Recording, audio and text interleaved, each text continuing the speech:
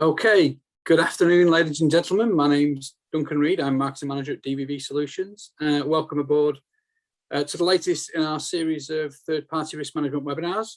Just a few quick housekeeping notes before we get started. This session is being recorded and will be made available as soon as possible following the end of the session. To help reduce any background noise or interference during the webinar, we have placed attendees on mute. We will have a Q&A section open at the end of the presentation where you can submit any questions you may have, and where possible we'll try to address these as we go along as well.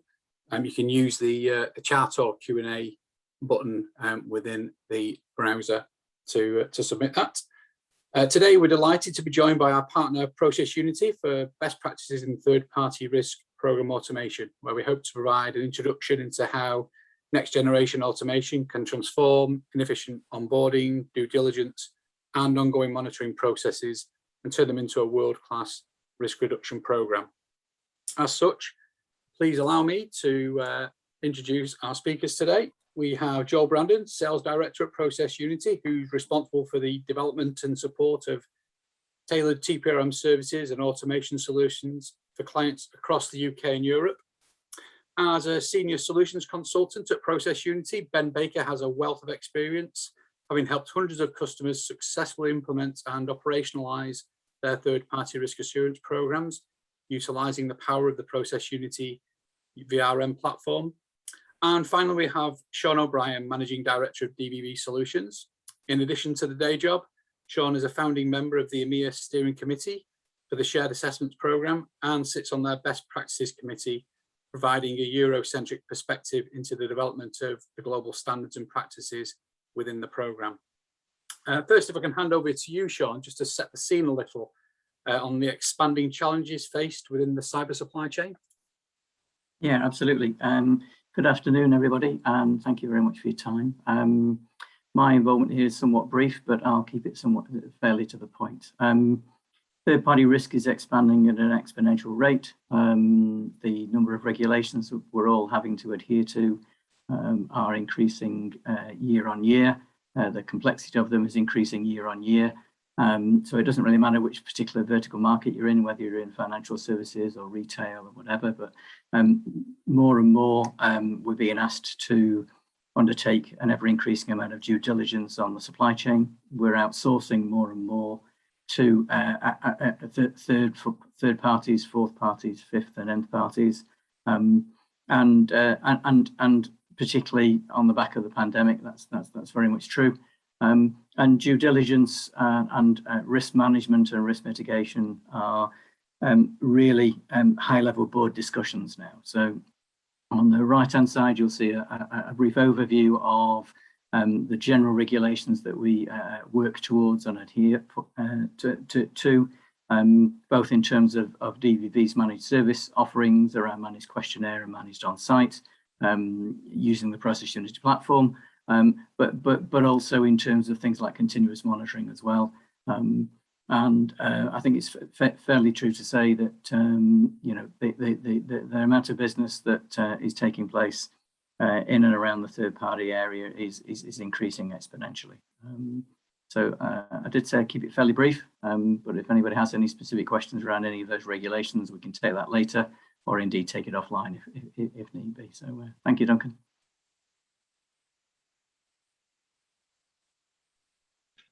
And thank you, Duncan. Thank you, Sean, and thank you all for lending your ears to listen a bit about what we do here at ProcessUnity.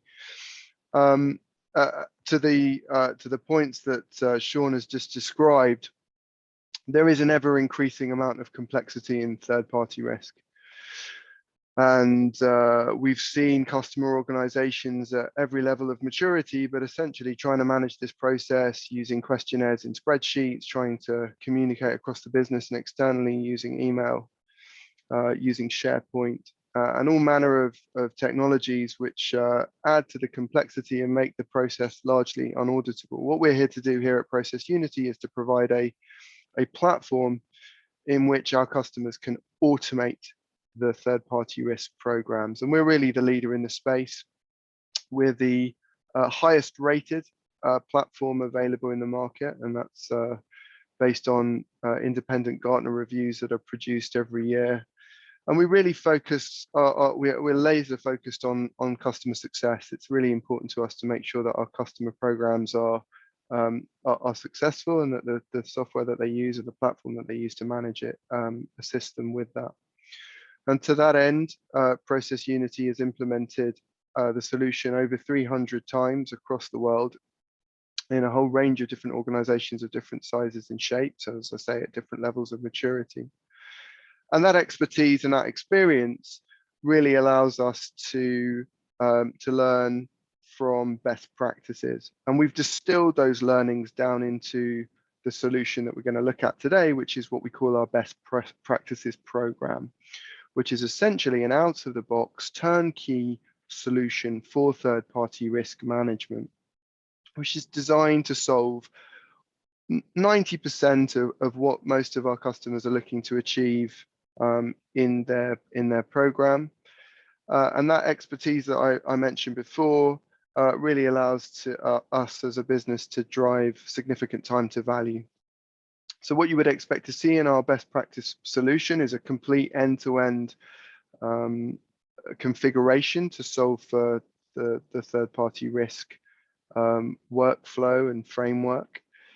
As I said, it's being used by hundreds of organizations around the world and is a proven solution. And it comes integrated with industry standard questions and questionnaires, which are specifically designed to support and to solve for the challenges provided by all the regulations that you as organizations will face. The product itself comes fully configured, but is entirely configurable.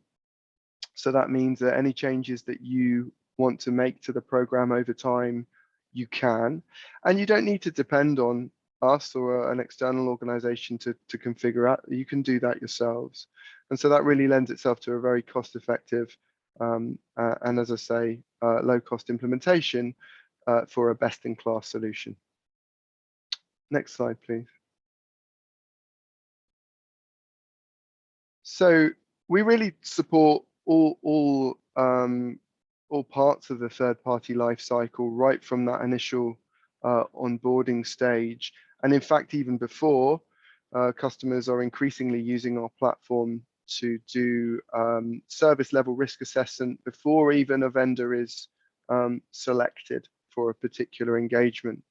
And on completion of that selection, that onboarding process, that identification of the risk domains that are applicable to that engagement, and then moving on to the right level of due diligence. Once that due diligence is completed, there may or may not be issues that need to be remediated with the supplier, but once the issues have been resolved and that engagement is approved, we go into the ongoing monitoring phase. And really that's what we're going to cover today in our presentation.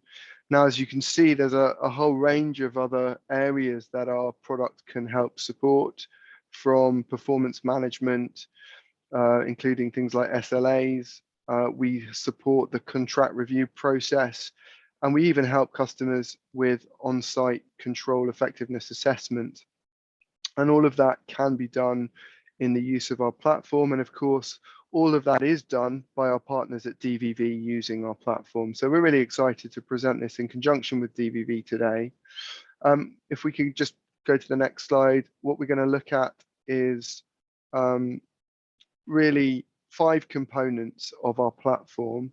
And we're going to start off by looking at the model and the workflow, really the process by which a group of users, stakeholders in the third-party risk management process would go through in conjunction with our platform.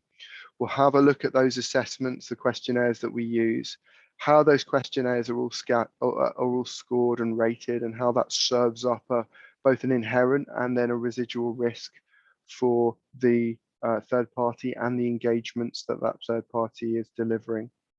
And then we'll take some time to have a look at the analytics and the reporting and the dashboarding to really give you a sense for that management information that our platform is able to serve up for you, your management team, and to really get that insight and analytics from the solution that you use. So on that note, I'm going to hand over to my colleague Ben. Thanks very much. And to Sean's point, if there are any questions, of course, we're absolutely happy to answer them at the end.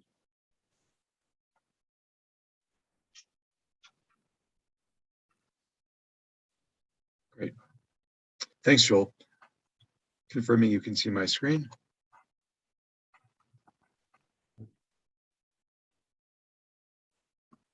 Can you see, Joel, can you see my screen?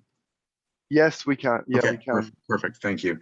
So what I'd like to do is spend a couple minutes showing you from a navigational perspective how the solution is set up. And this would be the view perhaps of an administrator when they get into the solution. This is a personalized dashboard showing different charts and metrics to help you really understand your overall program. We can see our third parties organized by risk level, the number of assessments and where they are within that workflow queue, looking at our services organized by top 10 risk, our assessments, issues, and other types of reports. All of the reports are interactive, so you can drill in and see the details around those areas. Taking a look at this third-party risk criticality report, you'll notice I have two third parties with a risk level of scored critical. Now, within this report, I can see additional information off to the right, but taking a closer look at this one third-party record, this is really a summary of that third party. We can see the total number of products and services being delivered by the third party, agreements. I can even see the categorization and the risk due diligence overview. So with our best practices program, we have a built-in methodology, which is used to automatically calculate different ratings.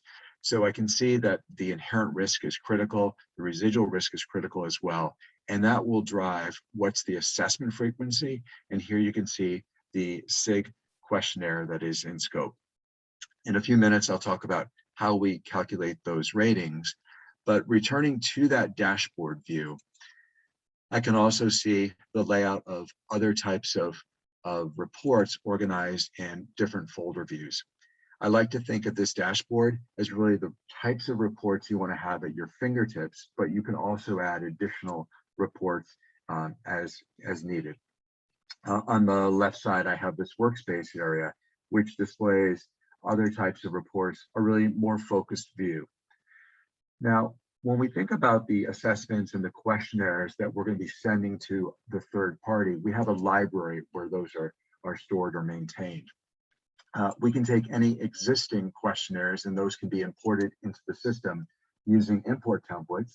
But looking at the organization of our assessment library, in this example, the SIG-like questionnaire, off to the right, this is where you're defining the messaging around your questionnaire when we send it to the third party.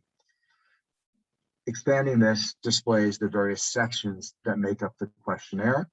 And taking a look at this security policy section, the various, the various questions, the various questions that we have within this section.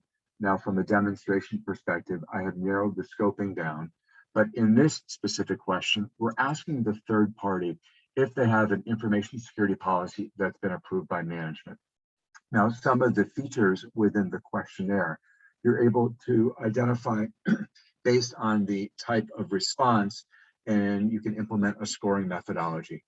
Now, ProcessUnity has a variety of ways that we can assess the assessment, and here is one way by using a scoring approach. We can score questions, then aggregate it up to the section level where we can apply a weighting and come up with an overall score. There's another way, and that's issue-based, and I'll talk about that in a few minutes. One of the important capabilities of the system is understanding based on the risk level if you need to ask additional questions.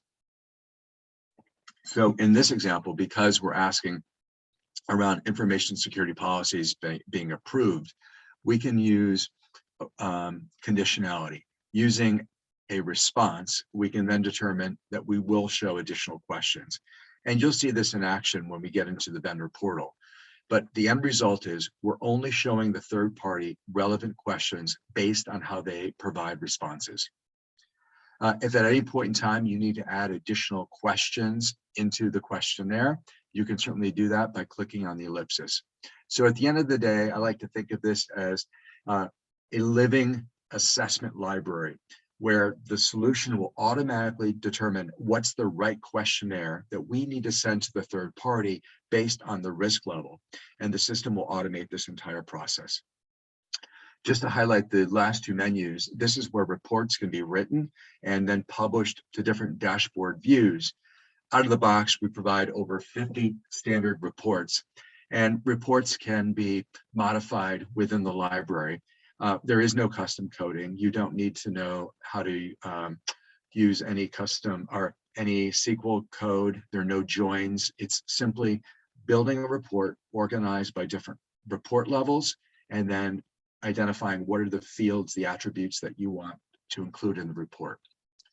From the settings menu, this is where all of the administration of the solution is done. So a user who's gone through some enablement training is able to manage the entire program from building reports, configuring detail pages, modifying business rules for notifications. It's all done through this settings menu. And of course, DVV can assist you in that process. So what I like to do is now go through a use case. And the use case is really understanding how we are going to onboard a third party and what that process looks like.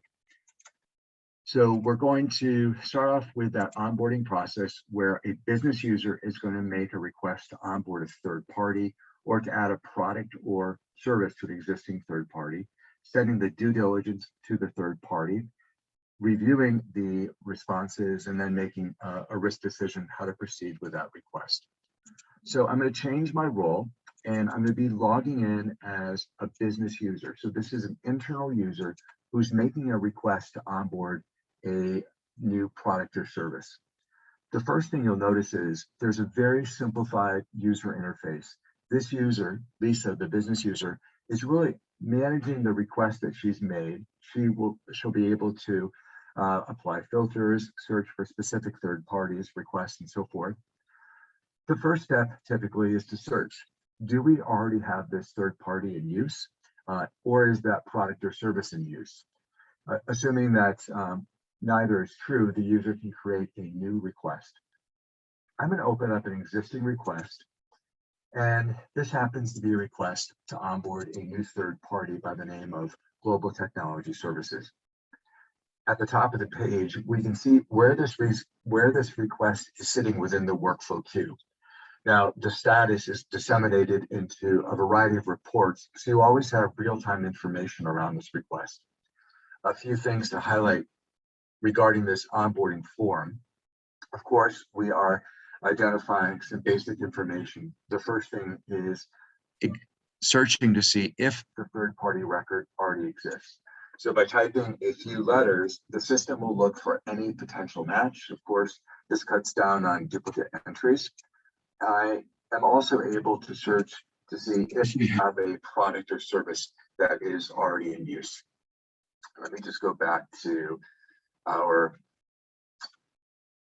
company by the name of Global Technology Services. And here we're specifying the details around this third party, the product and service that's being requested, and so forth. Now, within this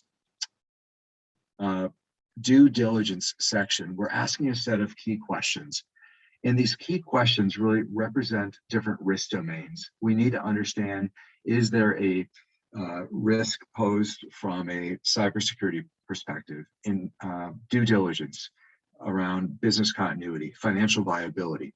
So we have a scoring process based on a response. The solution will then calculate a specific risk level. That risk level will then drive what's the right assessment questionnaire that we need to send to the third party. And this entire process is automated based on the responses provided by the requester. Navigating back towards the top of the page, let's assume that everything has been collected and the user is then able to submit this for review. Now, pardon me, when the request is submitted, workflow will now advance it to the next stage within the workflow queue. It's now advanced to an in review state. The system will send an analyst a notification to review the request. So I'm changing my persona and logging in as an analyst. Now, you'll notice there is a different type of a dashboard view. First of all, within this view, the user can work within reports, see the current status of all of those assessments, as well as working from the inbox. So let me drill into this request that was submitted a moment ago for GTS. We can see that the system has automatically calculated the inherent risk level as being high, determined what's the appropriate questionnaire that we need to send to the third party. And based on this information, the user or the analyst can make a decision how to proceed with the request.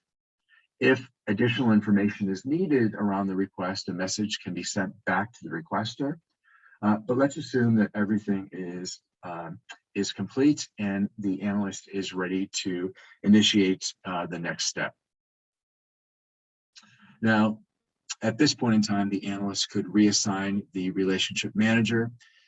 We can create an agreement, a placeholder for a contract as part of the assessment review process. I'm going to leave everything as is and advance to the next stage. Now, with one click, hands-free automation takes over, and the system is going to automatically create that third-party product or service that's being requested. The contact record will be activated, an agreement can be created if selected, and an assessment will automatically be sent to the third party. So if you think about it, with one click, all of this will happen. There's no need to send email messages to the third party. There's no follow-up needed. The system will do that automatically. So from the vendor's or supplier's perspective, this is the email message that will be sent to the contact. The message can be personalized as well as can be branded with your logo. But what's important is the hyperlink. And the hyperlink will take the user into the vendor portal. Now, when the user is in the portal, what's presented are all of the sections that is within the questionnaire. Off to the right, we can see a total number of questions per section, and then of course, monitor how far along is it being completed. Now, we provide some tools to help the third party. Along the top, you can see if the user wants to export this to Excel and work offline, they can certainly do that and bring responses back in. Now, the user, Chrissy, at this third party, might not be the right person to answer certain sections. So by using the delegation feature, the user can assign different sections or even questions to another team member. That user will get notified that there's something that needs to be completed within the portal. When they log into the portal, they're only going to see what's been delegated to them. Chrissy can then monitor the progress of those sections being completed. Now, using the import SIG button, if the third party already has a completed version of the SIG, with one click, the third party is able to import that version of the SIG, and it could be from last year. Because each question has unique serial ID, the solution will automatically do the mapping, and the third party can leverage all of the work that they've done in completing a SIG.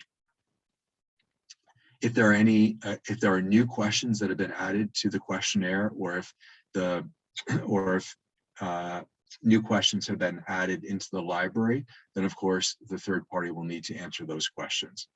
So this portal, it's good for the third party because we're providing them with assessment questions that are relevant based on how they respond to the assessment.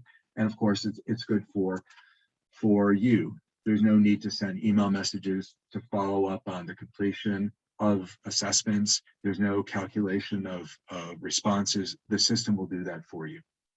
Now, looking at this security policy section, this is the first question that we were looking at when we were exploring the assessment library. Based on a responsive yes, you can see that there are nested questions displayed. Off to the right, some of the other features, the ability to delegate at the question level, comments can be entered, and attachments can be uploaded. Once an attachment has been provided, it is then maintained in this questionnaire library and then can be referenced to other questions as part of a response. There's a date time stamp affixed to each response. And then using that concept of conditionality that I mentioned earlier, by selecting a responsive no, you'll notice the nested questions do not appear and the user can now proceed to the next section. Now, returning to that summary view, some of the other features to highlight on the left. If the contact, Chrissy, at this point in time, needs to send a message back to the relationship manager outside of the assessment period, the user can do that using a dialogue feature. So this collaboration communication can take place between the third party and the relationship manager. So assuming that everything is good to go, I will go ahead and submit this. And once the third party has submitted the questionnaire, a notification will go back to our analyst, and the analyst will then be able to review responses. So changing my role and looking at this from the analyst perspective, I'm returning to that view. And not only can the user work from an inbox, but there is a specific report that is designed to show the current status of all of the assessments. So here we can see the assessment, the number of questions in that assessment, the number of questions that have been answered. And we use this due date to send notifications and reminders to the third party as the date approaches. So this is a consolidated real-time view of the assessments and where they are in that workflow process. So I'm going to navigate back into the assessment that was just completed a moment ago, and we'll look at this from the analyst view. There is a specific detailed view that displays all of the sections, the questions that have been responded to, the response provided by the third party. We can see if there are any attachments, and then an area where the analyst can determine if it's a pass or if it's a non-preferred response, and any comments and issues documented. So we have this unique concept, which is called a preferred and a non-preferred response. So what we're doing is, for each question in the questionnaire, we have identified what is the preferred response that you're looking for, and that's displayed with a green check. The non-preferred response is highlighted with the red X. So in this example, we have a questionnaire with 53 questions. As the analyst, I want to focus my attention on those non-preferred responses, which we know must be reviewed.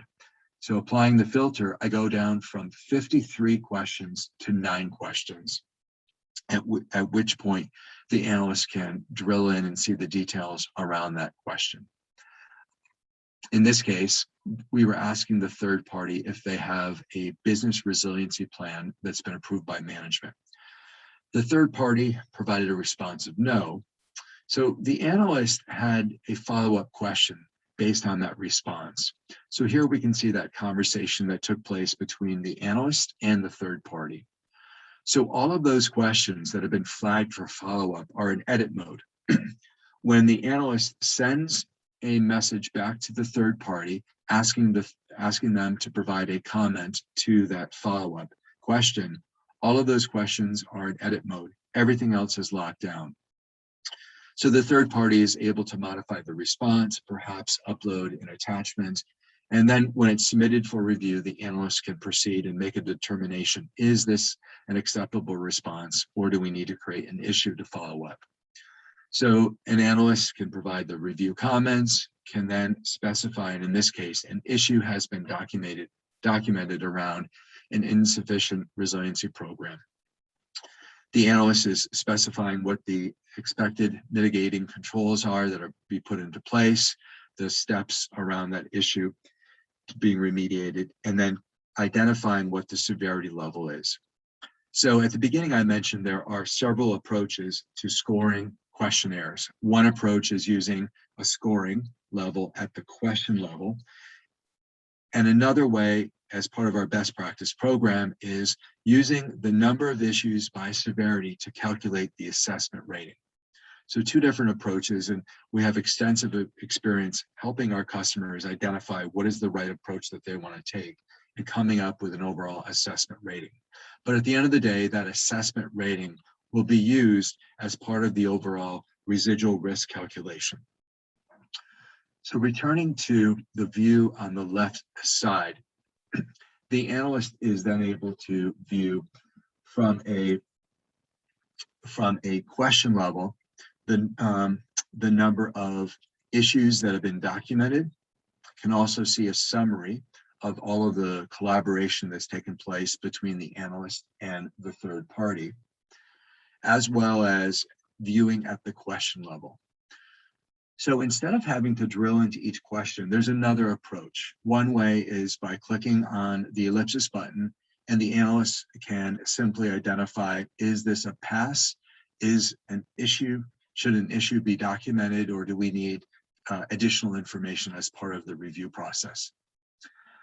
Applying a filter allows the analyst to bulk perform actions such as creating follow-up, creating issues, or bulk passing responses.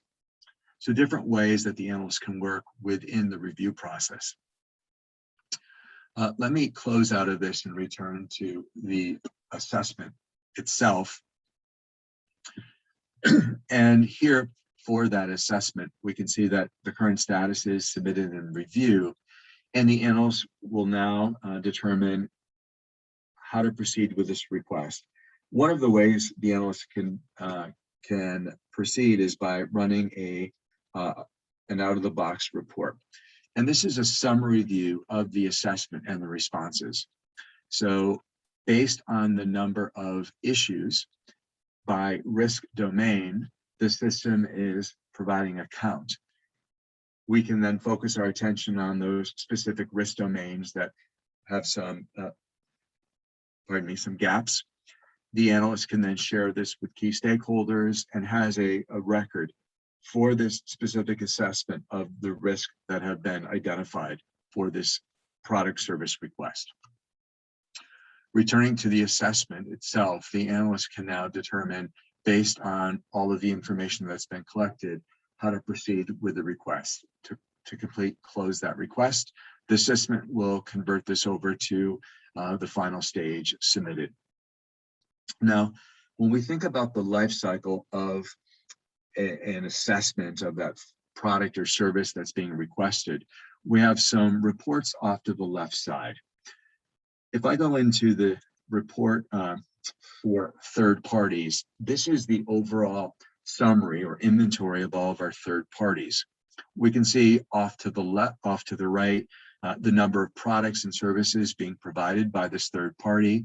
I can drill in and see the assessments, the issues that have been collected, the agreements or contracts, the rating.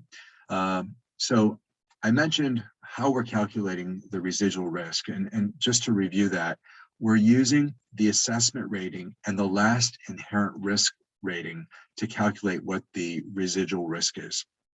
Now we have a methodology that is used to calculate all of the ratings, the preferred and non-preferred responses and so forth. But based on the assessment rating, the solution is going to be performing specific scheduling reviews, which I can see on the left side. So within the scheduler, we have the ability to review the actual product service request. So on an annual frequency, we're asking the requester to review the product service that was onboarded. Looking at those specific service detail questions, the user will validate the responses. If any changes are made, the solution then might calculate that there's a new risk level and an assessment needs to be sent to the third party. We're going to be using an assessment scheduler, and this provides the analyst with a validation before sending assessments off to the third party. The user can apply a filter, and then the items, the assessments that appear in this specific view can be sent off to the third party. We can bulk send assessments, and if you wanted to include the last set of responses, that can be done as well. But by submitting this, workflow will notify the third party that there is an assessment waiting in their inbox for them to begin that process of the due diligence of the product service request. So I know I've gone through a lot, and at this point in time, I'm going to just circle back and hand this over to Joel.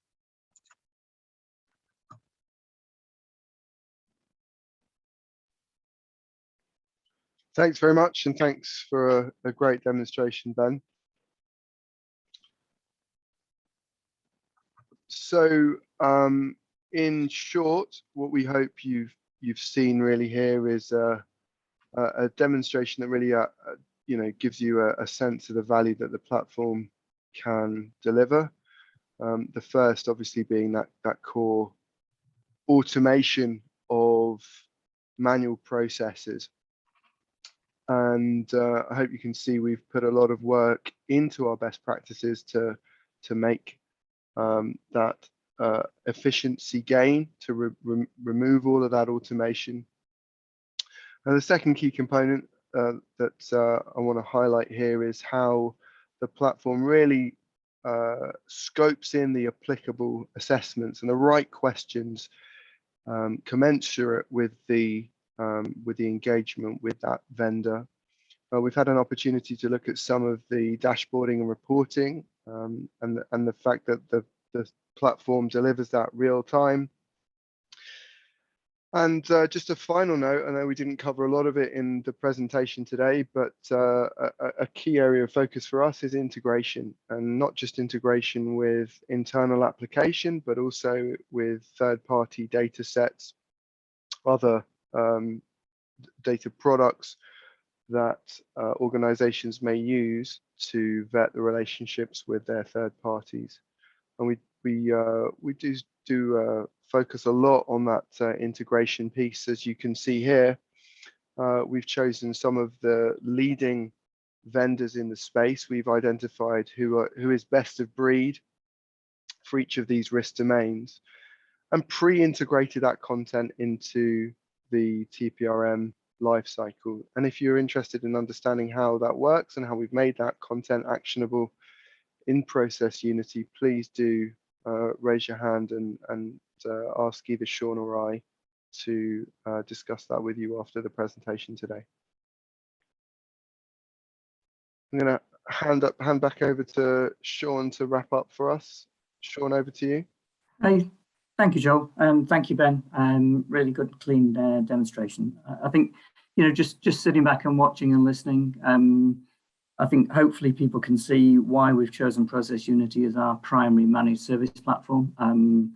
It allows us to be super efficient and therefore keep the cost of our services down by automating as much as possible. So whether you look to, looking for a package to run yourselves, or you're looking for somebody to run it for you, you can see why it is the leading brand out there by a long way. It really does do what it says on the tin. We've got an awful lot of customers who are using it and are very, very happy. Over and above, what we've shown you today is the best practice edition of the product. But the other reason for choosing it is the level of customization that you can do with it. All right, and all of that is GUI driven. All right, so even if it's a managed service and you're asking us for a new report, we don't have to go away and go back to ProcessUnity to ask them to develop a new report. We can do it entirely from within the GUI.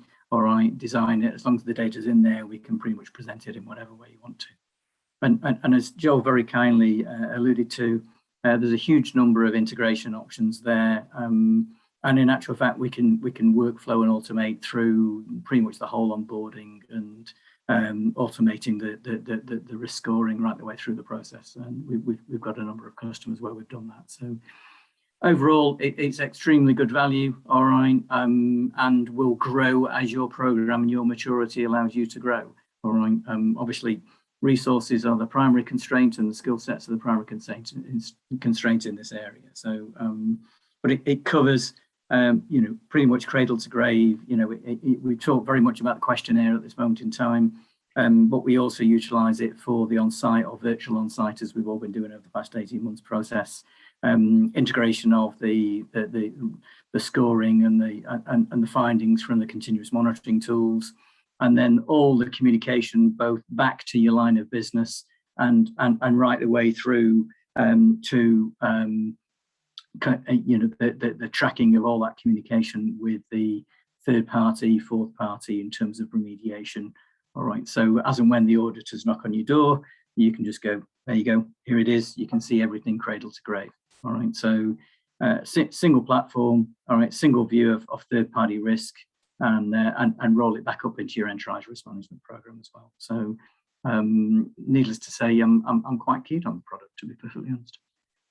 So it doesn't just stop there in terms of the overall proposition, and it doesn't just stop in terms of cyber, privacy, information security, and operational resiliency, aligned to the regulations and the controls we've talked about. The scope is much broader than that. We as an organisation can cover financial risk, operational risk, compliance risk, geolocation. ESG obviously is the buzzword of the year for pretty serious reasons. So again, all of those things are possible, all right, and doable, and we do them for various organisations to various extents. So please, if you've got any questions or any requirements, or even if you just want to use as a sounding board, then please ask. We'd be more than happy to have a conversation. Duncan, is there a next slide, please, sir? There is. We'd allowed a little bit of time for some Q&A. So if anybody on the call would like to submit, you've got the Q&A section to do that. We have received a number of questions from the registration process. So Sean, Ben, Joel, please raise your hands and pick up these to answer as you see fit. So I think you'd already answered, Joel, one that we'd had around the integration piece with the continuous monitoring, seeing obviously risk recon, security scorecard, BitSite listed in there. So I think we've ticked that box. Is this designed to support EBA guidelines on outsourcing or the requirements in the PRA supervisory statement? Yes, indeed it is, and that's a great question. So obviously, a key key driver for customers right now is solving for operational resilience, and a slew of regulations that are coming in the UK from the PRA, as you mentioned, EBA in Europe, and forthcoming is DORA, which has a greater focus on cloud service providers and ICT.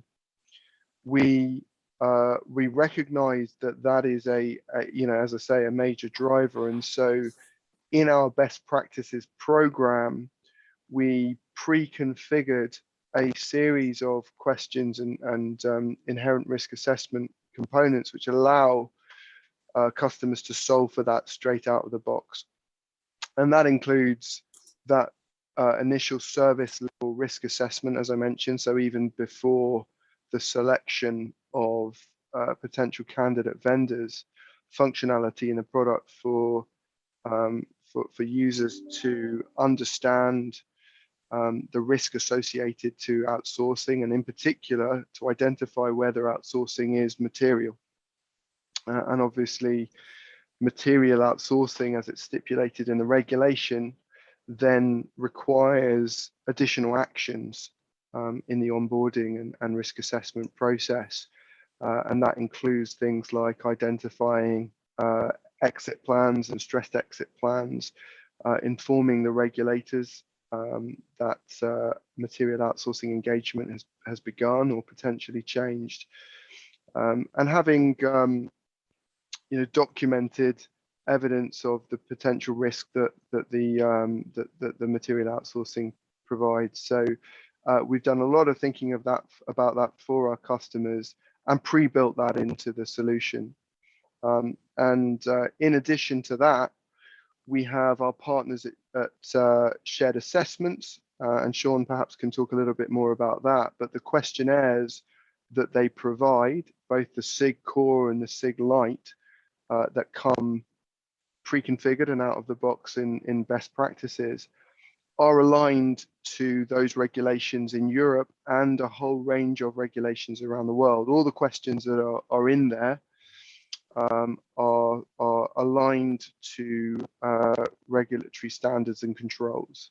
So simply by spinning up our best practices program, customers can immediately feel comfortable that they've satisfied for those regulations. I think the other, just to add a little bit to that, Joel, the follow-on from on that regulation in terms of operational resiliency is in terms of looking at the 4th, 5th, 6th, 10th party where applicable, all right, in terms of concentration risk.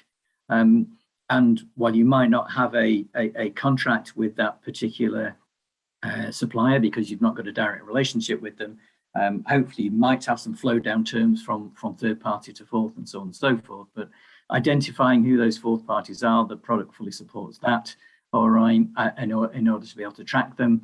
And then that, in conjunction with the continuous monitoring tools, will allow you to monitor those fourth parties where you can't send them a questionnaire or do an on-site assessment, to allow you to give a much more rounded risk picture. And our experience with the regulators and the questions they're asking and the direction it's going is ensuring that you do that. If you go once you receive a copy of the slide, you'll see on that second slide that we used with the table of compliance and what levels of due diligence are required. You'll see that that you need to do continuous monitoring of those critical outsourcers, all right, or material outsourcers. So again, the overall solution set allows you to meet that. It doesn't tie you to a particular product, but it does absolutely allow you to meet the requirement, which is actually what we're all here to do. So, and then just a very quick bit on the shared assessment side. It is a global standards body. The value at a questionnaire level is that they maintain that questionnaire globally against a global set of standards for you. There is a new version brought out each year. And not only does it map to the standards, but it also maps individual questions and groups of questions to controls if you want to go down to that level. So it really does take an awful lot of the pain and tediousness of trying to build that questionnaire and continue to keep it up to date out of the process, and make it very cheap and easy for you to do that. Obviously, a standardized questionnaire will never answer everything, which is where ProcessUnity comes in, because it's so much easier to customize and add things to it. So, that's the only point I wanted to add. Thanks, guys. Another question: how can ProcessUnity help us understand the impact of a major cybersecurity breach like SolarWinds? Yeah, that's a great question, and I think SolarWinds was one of the call outs on Sean's first slide there. Mm-hmm. And it's not just major security breaches, but really any sort of global event. And obviously the one that comes straight to mind is the pandemic. Is that for a multitude of reasons, at any point in the relationship with a third party, there may be a requirement to send out a questionnaire to the third party to assess how they are responding and how they are affected by an event. And a cybersecurity breach is a really good example of that. Now, we as an organization actually provided a standardized questionnaire to our customers, which they were easily able to upload into the platform and then bulk send to all of their vendors to really have a really easy and efficient way of then collecting and being able to report on the organizational impact that something like a breach has. So we are actually proactive in that respect in producing that sort of content, and customers can leverage that. Of course, they could create their own additional questionnaires and load them into the platform, but really that freedom, that ability to just bulk send as required to applicable third parties with a click of a button is really how we solve for that. And obviously, in conjunction with integrated data content partners, we talked about our cybersecurity ratings partners like BitSight, Security Scorecard, Risk Recon, for example. They also have their own scanning and monitoring tools, which will also provide support with that. So the conjunction of bringing that those data sets together, and the ability to, as I say, upload and send out one-time questionnaires based on a critical event, is really how we can help our customers with that. And even more than that, Joel, because if you think about it from a, you've got maybe 50, 60, 100, 500 questionnaires to send out to different suppliers for different services. The product allows you to build out, the multiple risk tiers, what are critical, what are high, what are medium, what are low. So, when you start to get that information back, you can prioritize based on the degree of criticality of the supplier or the service, all right, and start to enact on that or react to that as well. So it's about identification and then reacting, as quickly as possible in the most appropriate place. So it gives you a really structured way of dealing with it. Mm-hmm. Thanks, guys. Are there any limits on the number of users or number of suppliers in the platform? I guess that in particular with the best practices configuration in mind. Sure. I mean, the short answer is no. There's no technical limits to the number of users, and we really split our user community in two. We would have regular users of the platform, or what we call third-party sort of risk analyst roles or subject matter expert roles that would regularly contribute to the platform. But over and above those roles, almost anybody in a business could potentially be a platform user. They might be a requester of a new service. They might want to log in to look at reports. They might want to understand the status of a particular request, or how far along a process is, how far along a vendor has gone in completing their due diligence. And those roles are really light user roles, as we call them. And there's absolutely no limit to the number of users that can log in and interact with the platform. And likewise, we have no limits to the number of vendors. And of course, with every vendor, there can be multiple engagements, and they can be engagements of different types of services and products.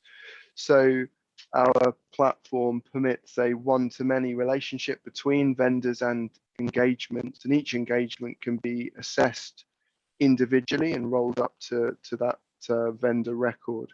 So again, there's no limits on that.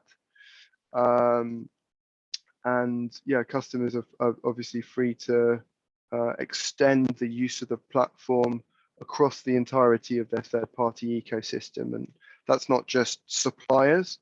We all know that the definition of third parties is now extended significantly beyond those who are identified suppliers, and any sorts of outsourcing, candidate vendors, distributors, agents, and so on. So I hope that answers that question. Sean, anything you want to add to that? Sorry, I was on mute. Yeah, I suppose the flip side of that is in terms of the number of vendors on there. Just Joel, if you could just, or if you want me to answer it, but in terms of what are is there a licensing restriction on the out of the box, best practice edition around number of vendors? I know there isn't in theory any kind of performance restrictions, but is there a licensing control there? Sure, yeah, there is, and we have for the best practices program, we have 3 different levels of subscription. So smaller customers can license our essentials package, which allows them to manage up to 100 vendors in the platform. And then we have our complete program, which allows up to 15 regular users and up to 1,000 vendors. And then we have our advanced package, which will allow customers to use or to manage up to 2,000 vendors in the platform. So obviously from a licensing perspective, there are boundaries and restrictions, but technically you can expand that, and we allow customers to add on additional users and additional vendors as required. So just from my experience, without mentioning a particular customer, I am aware of customers who've got 75,000 vendors in a ProcessUnity product. All right, so just to give you an idea of, it really does scale to whatever's needed. It needs to be. All right, so thank you very much. Any more questions, Duncan? No, nothing else has come in. Thanks very much for those responses. I'll just leave it to you, Sean, if you want to close. I'm conscious of time. We've got a couple of minutes left before the hour. Sort of key takeaways from the session.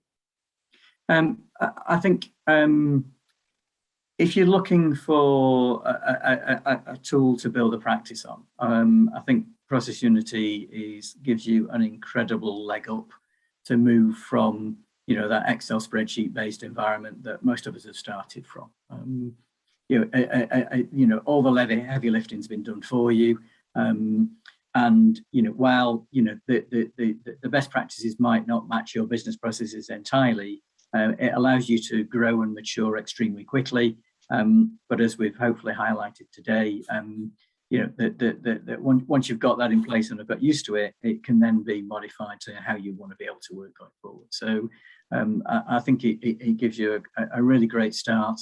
And I would really view it as a strategic platform purchase. All right, it's not one where we're getting a lot who have bought entirely based on price, somewhat simplistic TPRM platforms in the past, and moving from Excel to whatever platform they may have chosen to now maturing and moving to ProcessUnity. So the pricing model supports you starting with ProcessUnity and not having to go through the pain and expense of then changing in a year or two's time.